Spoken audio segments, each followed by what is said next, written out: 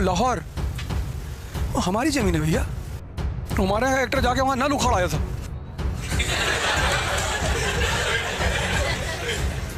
Why you went to Pakistan? मैंने कहा जी जमीन खरीदने गए थे। जमीन? वहां क्यों जमीन खरीदोगे? मैंने कहा यूनिवर्सिटी बनाएंगे। हमारी जमीन है। पुलिस वाले ने कहा क्या बात है भाई साहब, क्यों बदतमीजी कर रहे हो? मैंने कहा बदतमीजी, मैंने कहा पाकिस्तान हमारा है। मना कर रहा है।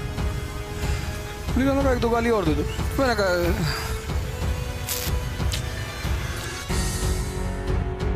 मैं आपको कहानी सुना रहा था पाकिस्तान के जन्म की, और कहानी यह थी कि जब नेशनल मूवमेंट शुरू हुआ हिंदुस्तान में, राष्ट्रीय आंदोलन, तो अंग्रेजों को इस राष्ट्रीय आंदोलन को कंट्रोल करना था, नियंत्रित करना था। तो इसको नियंत्रित करने का जो सबसे अच्छा अस्त्र उनके पास था वो था कम्युनलिज्म।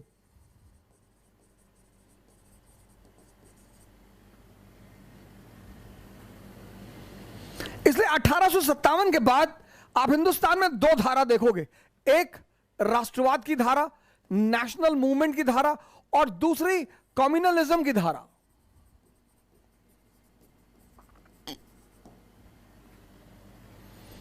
साथ साथ पैरेलल चलेगी सर। 1905 एविडेंस लीजिए, 1905 स्वदेशी movement, 1906 Muslim league. You, Congress, you are not the representative of entire India. You are not the representative of all Indians.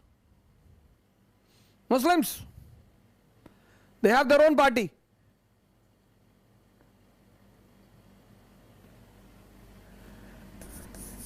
(1920) non-cooperation movement. 1920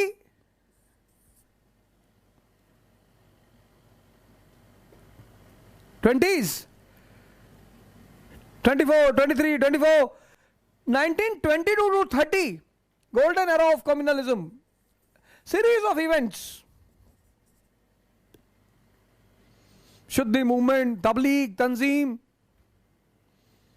1930, civil disobedience. 1930, Allama Iqbal, Allahabad session, demands autonomy for Muslim dominated states. Parallel sir, parallel.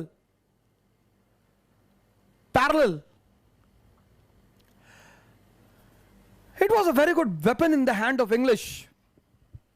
Later on it became a very good tool in the hand of Indian leaders.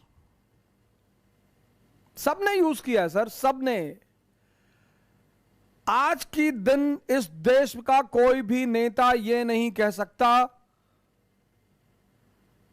कि मैंने communalism को use नहीं किया, मैंने कास्टिसिज्म को use नहीं किया, मैंने रीजनलिज्म को यूज नहीं किया। सबने।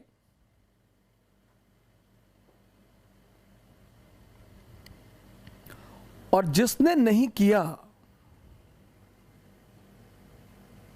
वो पर्दे पर कहीं है ही नहीं। सबने।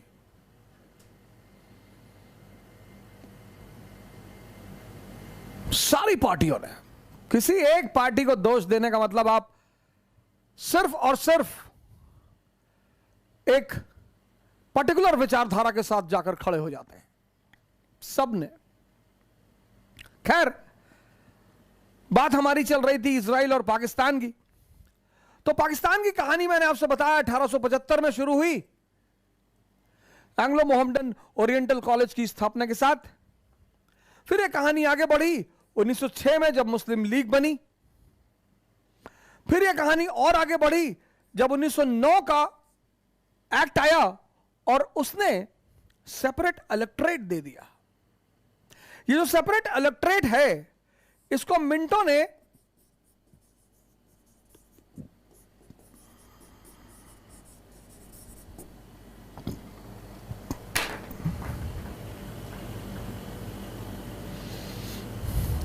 ड्रैगन्स टीथ कहा। ड्रैगन्स टीथ क्या कैलकुलेट करके चाल देखी उन्होंने। पृथक निर्वाचक मंडल, इस पृथक निर्वाचक मंडल का जो सरकार का उद्देश्य था, सेपरेट इलेक्टोरेट 1909, सेपरेट इलेक्टोरेट, सरकार ने कहा कि इस देश का मुसलमान बहुत पिछड़ा हुआ है। अच्छा, इस देश का मुसलमान बहुत पिछड़ा हुआ है, बैकवर्ड है। क्यों? आरएसएस की वजह से? नहीं, आरएसएस यहां कहां है? बीजेपी? नहीं, बीजेपी भी नहीं है। अरे तो फिर क्यों पिछड़ा हुआ है? नहीं, पिछड़ा हुआ है बस। अरे भैया, तो कोई तो वजह होगी, पिछड़ा रहा होगा। नहीं, पिछड़ा हुआ है। हम बस कह रहे हैं पिछड़ा है तो पिछड़ा है बस। अच्छा ठीक, चलो पिछड़ा है। फिर तो हम उसको पृथक निर्वाचक मंडल दे रहे हैं। किस लिए? सेपरेट इलेक्टोरेट दे रहे हैं। किस लिए? उसको समाज के मुख्य धारा में लाने के लिए।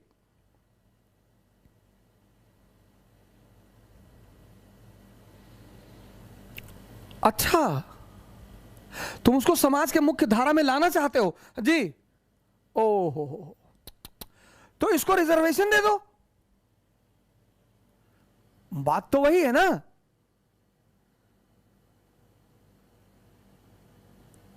कि भैया को खांसी आ रही है, रम पिलाना पड़ेगा, तो रम 10 दिन पिला दोगे, नशेड़ी हो जाएगा।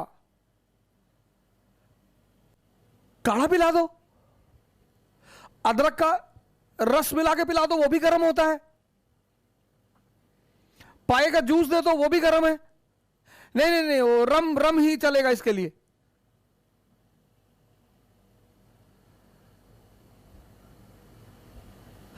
रिजर्वेशन और पृथक निर्वाचक मंडल, रिजर्वेशन और सेपरेट इलेक्टोरेट। अब रिजर्वेशन में हिंदू, मुसलमान, सिख, क्रिश्चियन, हिंदू, मुसलमान, सिख, क्रिश्चियन। अब गोंडा एक जगह है,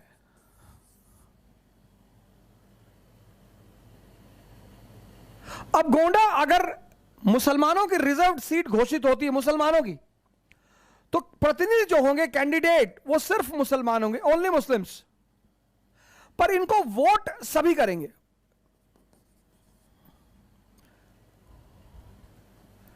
कैंडिडेट ओनली मुस्लिम्स, पर इनको वोट सभी देंगे रिजर्वेशन में।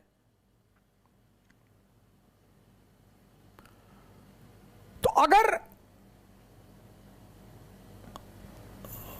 फरहान भाई, हमारे सीनियर हैं गोंडा के, फरहान भाई, फरहान अहमद हमारे सीनियर हैं, बड़े अच्छे इंसान हैं। तो आशा करता हूं कि वो कभी ना कभी गोंडा से सांसद बनेंगे। तो अगर फरहान भाई हमारे गोंडा से इलेक्शन लड़ते हैं और फरहान भाई गोंडा के एमपी बनते हैं रिजर्वेशन के अंतर्गत, तो वो सबको रिप्रेजेंट करेंगे, वो सबकी बात करेंगे। लेकिन अगर गोंडा को सेपरेट इलेक्टोरेट सीट डिक्लेयर की जाती है, तो candidate only Muslims, voted by only Muslims. अब यहां अगर फरहान भाई एमपी बनते हैं तो वो सिर्फ मुसलमानों की बात करेंगे, और वो जब सिर्फ मुसलमानों की बात करेंगे तो इससे अलगाववाद पैदा होगा, सेपरेटिज्म।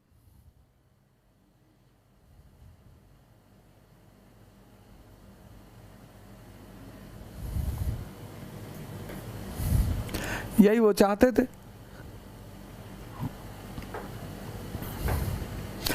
यही वो चाहते थे। और इस देश के लोगों को एक आदत है अपीज करने की, बहुत बड़ी संख्या में आदत है अपीज करने की। वो हिंदू हो, मुसलमान हो, कोई भी हो, गलत है, गलत है। और मुसलमानों को बर्बाद होने की इस देश में सबसे बड़ी वजह, जिसको सुनकर वो बहुत तिलमिला जाते हैं, और तुम तो आरएसएस के आदमी हो, पॉलिसी ऑफ अपीजमेंट।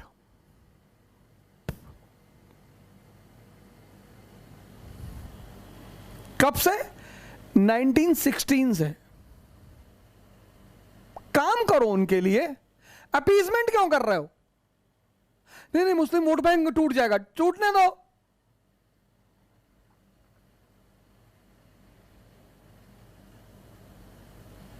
एक डॉक्टर अंबेडकर ने दलितों की किस्मत बदल दी। एक,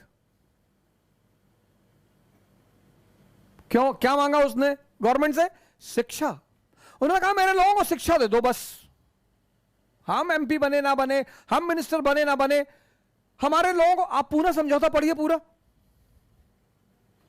आप गांधी और अंबेडकर का पूना समझौता पढ़िए, उसमें मांगे देखिए अंबेडकर साहब की गांधी जी से।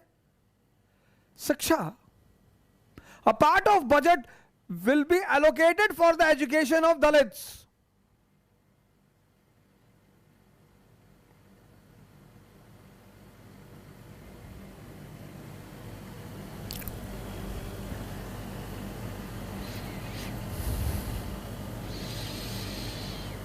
एक लीडर, एक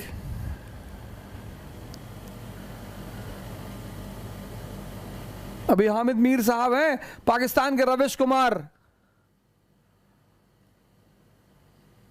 बिजली गिर गई उनके ऊपर, सिस्टम के खिलाफ बोल दिया।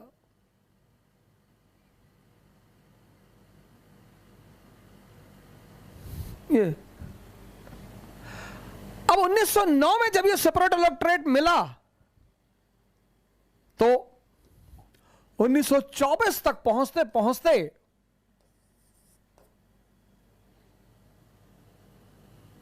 कितने साल? 13 साल। 13 साल में हिंदू और मुसलमान के बीच एक अलगाववादी भावना पनपने लगी। और उसका सबसे बड़ा एविडेंस था रहमत अली,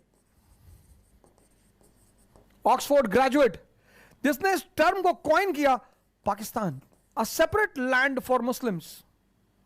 और जब इसने कॉइन किया तो लोगों ने इसका मजाक उड़ाया कि बच्चा है, कुछ ज्यादा ही सोच रहा है, पर सही सोच रहा था।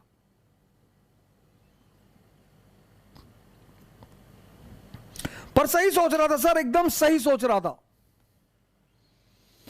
जब इसने इस टर्म को कॉइन किया तो लोगों ने इसका मजाक उड़ाया, हंसी उड़ाई कि बच्चा है यार, अभी छोटा सा ग्रेजुएशन कर रहा है, ऐसा ही बोल दिया होगा, पर सही सोच रहा था।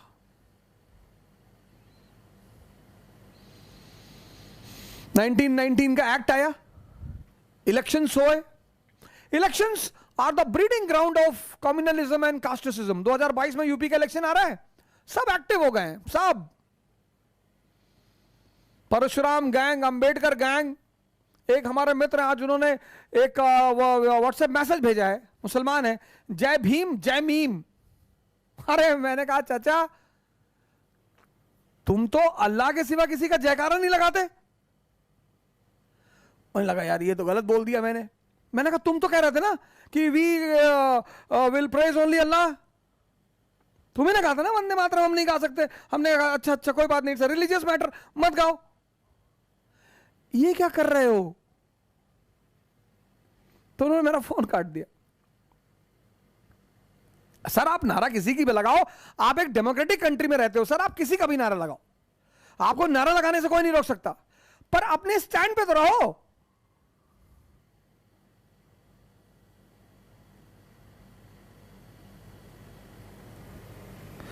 Elections are the breeding ground of communalism and casteism. 22 का इलेक्शन आ रहा है। अब आप गौर करना अपने व्हाट्सएप ग्रुप पे, जातिवादी मैसेज बढ़ जाएंगे, संप्रदायवादी मैसेज बढ़ जाएंगे, तो ऐसे ऐसे मैसेज आएंगे आपके पास जैसे लगा कि अबे कयामत आ गई भैया कयामत आ गई, सारे ब्राह्मण खतरे में भैया, सारे दलित भैया खतरे में हैं, सारे मुसलमान। अब आपको ये फील होगा धीरे धीरे, और ये डोज आपको अगले 1 साल तक दिया जाएगा, धीरे धीरे धीरे धीरे धीरे धीरे। और फिर आप सब भूल जाएंगे कि कोरोना में किसी दलित ने आपको प्लाज्मा दिया था, कि कोरोना में किसी मुसलमान आपको अपने वैन में बिठा के हॉस्पिटल ले गया था, कि कोरोना में कोई हिंदू आपको ऑक्सीजन सिलेंडर दिलवाया था। आप सब भूल जाएंगे क्योंकि ये स्मॉल डोजेस धीरे धीरे दिए जाते हैं ना, धीरे धीरे।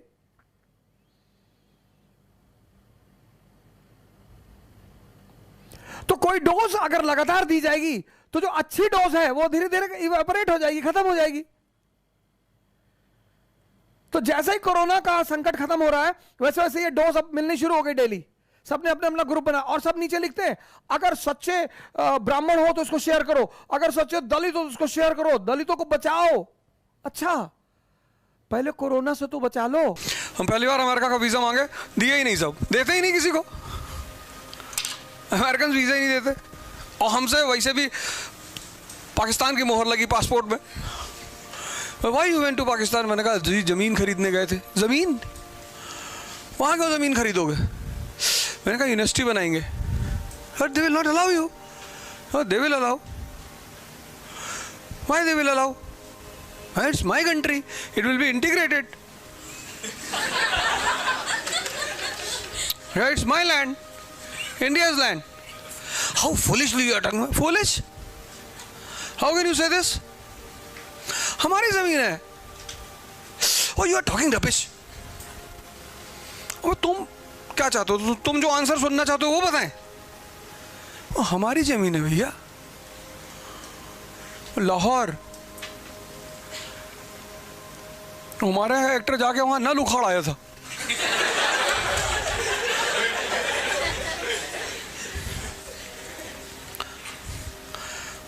पुलिस वालों को बुलाए, take him out, unnecessary talking.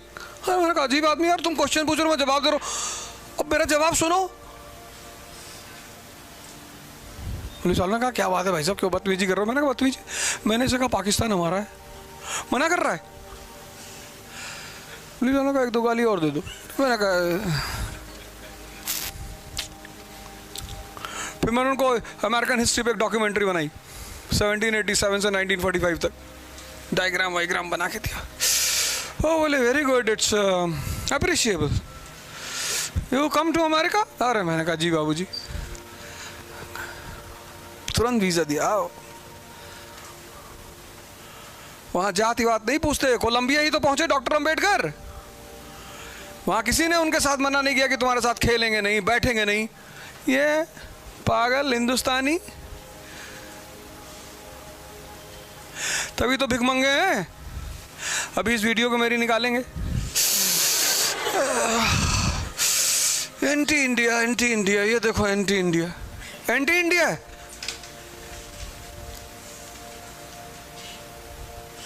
जाके अमेरिका में भीख मांगते रहते हो दिन भर बैठ के। देखो कितनी इज्जत दिया उन्होंने टैलेंट को।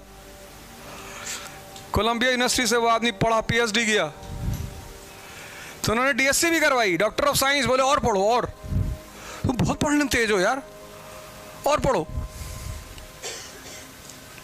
यहां बेचारों को पढ़ने ही नहीं दे रहे थे। एल्फिंस्टन कॉलेज मुंबई में संस्कृत पढ़ने ही नहीं दिया, कहा अनटचेबल।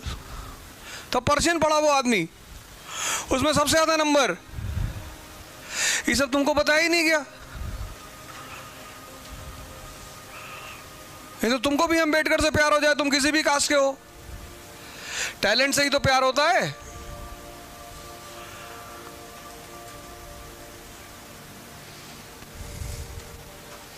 नहीं,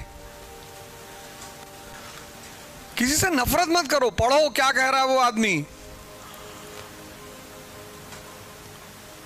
नफरत करना विकल्प नहीं होता है। हम अगर अंबेडकर से नफरत करते ना, यहां कभी पहुंच ही नहीं पाते। मैं यहां खड़ा हूं डॉक्टर अंबेडकर की वजह से।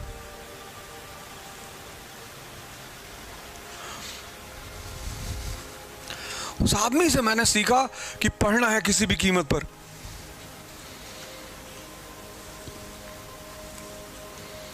कुछ भी हो जाए पढ़ना है, चाहे बोरे पे बैठना पड़े, पढ़ना है। क्योंकि वो आदमी तो बोरे पे बैठ के पढ़ा लपोली के स्कूल में। वहां से मुझे कहा वो जज्बा मिला पढ़ने का कि पढ़ना है बॉस, मुझे भी किंग जॉर्ज के सामने खड़ा होना है। योर हाइनेस, हम राज्यसभा जाएंगे। 50,000 किताब पढ़ गया वो आदमी। उस आदमी की लाइब्रेरी में 50,000 बुक्स। एक दिन 5 किताब पढ़ोगे तो महीने में कितना हुआ?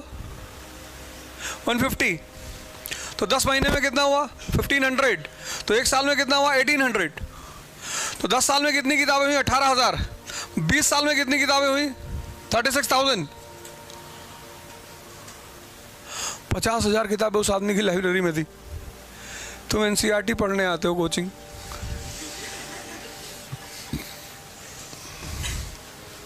ये एनसीईआरटी मैंने ही शुरू किया था इंडिया में कोरोना के टाइम पे, फिर सबने मुझसे सीखा, हम भी पढ़ाएंगे हम भी पढ़ाएंगे हम भी पढ़ाएंगे। हमने कहा पढ़ाओ। यहाँ आईएएस की तैयारी करने वाला लड़का एनसीईआरटी पढ़ने आता है, भैया हमको एनसीईआरटी पढ़ा दीजिए।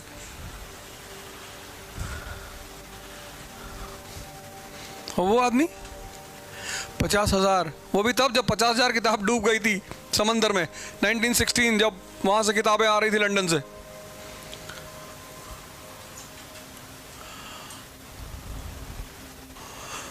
तुम ही लोग थोड़ी एनसीईआरटी पढ़ रहे हो, पूरा भारत आजकल पढ़ रहा है, क्योंकि स्कूल में पढ़ाया ही नहीं गया। 10th के बाद तुमने छोड़ दिया। टीचरों ने कहा हिस्ट्री पढ़ने से कोई नौकरी नहीं मिलती। ये बात उस टीचरों ने बहुत सही कही, क्योंकि हिस्ट्री पढ़ के लोग राजा बनते।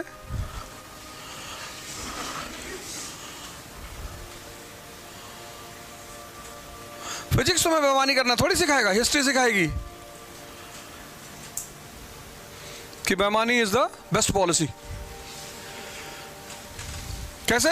बैटल ऑफ प्लासी, क्लाइव को दिखाएगी तुमको कि ये क्लाइव शिराज के सारे आदमियों को अपनी तरफ मिला लेता है, 2 लोग बचते हैं, उनको मार डालता है, जीत जाता है बैटल। मीर जाफर को बोला था कि इधर आ। जी भैया। बोले ये शिराज को बाहर निकालो बैटल फील्ड से। बोले अभी निकालते हैं भैया। मीर जाफर जाके शिराज से कहता है तेरी जिंदगी खतरे में है। बोले अच्छा। बोले तू निकल जा। कहता मेरा बेटा तुझे सेफ जगह पे ले जाएगा, मीरान। शिराज मीरान के साथ जाता है, मीरान पीछे से तलवार मार देता है, शिराज खत्म। ऐसे लड़ाइयाँ जीती जाती है। ये बात न्यूटन के पहला लॉ थोड़ी बताएगा, और न यह बात तुम आइसोमेरिज्म में पढ़ सकते हो, न ये बात तुमको केमिकल बॉन्डिंग में समझ में आएगी। ये बात तो प्लासी पढ़ के ही समझ में आएगी ना, कि राजा बनने के लिए डिसऑनेस्टी करना पड़ता है, जनता से कहना पड़ेगा कि चुनाव जीत गए तुम्हारी शादी करवा देंगे। अरे बाबू जी, फ्री बिजली ले लो, फ्री खाना ले लो, फ्री दारू। दारू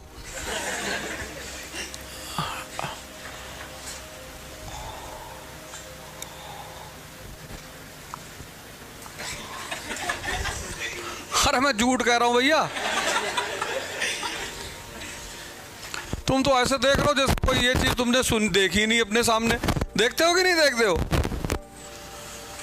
तो तुम उधर केमिस्ट्री फिजिक्स में बिजी थे, इधर हिस्ट्री पढ़े वाले सब पार्लियामेंट में पहुंच गए। जिनको नहीं पढ़ा था, जिन्होंने नहीं पढ़ा था, उन्होंने मेरी वीडियो देख ली कि यार ये तो सही कह रहा है, यार बेईमानी करनी पड़ेगी।